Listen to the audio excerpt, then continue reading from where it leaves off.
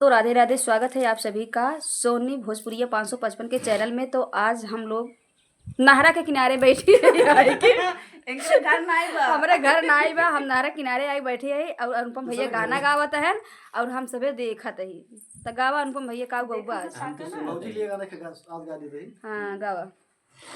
भौजी हमसे हंस बोले बतिया वे के पड़ी। अरे वाह। भौजी हमसे हंस बोले बतिया वे के पड़ी। दिल देवरो संग तोहरा लगावे के पड़ी। हो दिल देवरो संग तोहरा लगावे के पड़ी। देवरू हमसे हंस बोले बतियावे के परी। देवरू हमसे हंसी बोले बतियावे के परी।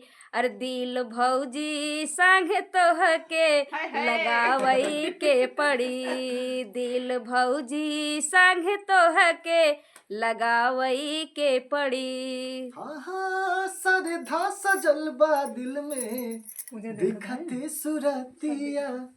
मिलल नाही मौका तोहसे कहीं कोनो बातिया। हाँ सरधा सजल बा दिल में दिखते सुरतिया। मिलल नाही मौका तोहसे कहीं कोनो बातिया। हमरो खातिर एक लड़की ले आवे के पड़ी। हमरो खातिर एक लड़की ले आवे के पड़ी। दिल देवरो संग तोहरा लगावे के पड़ी। हो दिल अनुपम संग तोहरा। ना ना हम ना लगाए ना लड़किए ले आए। गलत बात है। हार गई। अब दिल लगाए के बाद में भाग गओ तू। अरे ना ना और पहले बोल जाए ना तो लास्ट पहले बोल चला दो भौजी दिल एक लगाओ थोड़ा भैया। गाना सुनाओ भी। भैया मतलब भैया कब ने सुनाओ समझा समझ लगाना इसी का। सुनावा। हो भौजी बाड़ी ब्यूटीफुल जइबा सारी दुनिया भूल। हो भौजी बाड़ी ब्यूटीफुल जइबा सारी दुनिया भूल। हो अखिया गोल गोल झील के किनार भैया। चेहरा लागेला पूनम के चाँद भैया। चेहरा लागेला पूनम के चाँद भैया।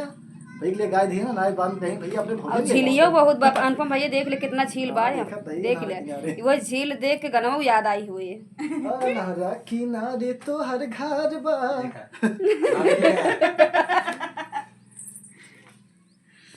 तो वीडियो कैसा लगा कमेंट में जरूर बताइएगा आप लोग। अब हम लोग नहरा किनारे से जाते हैं अपने घरे। Bye by.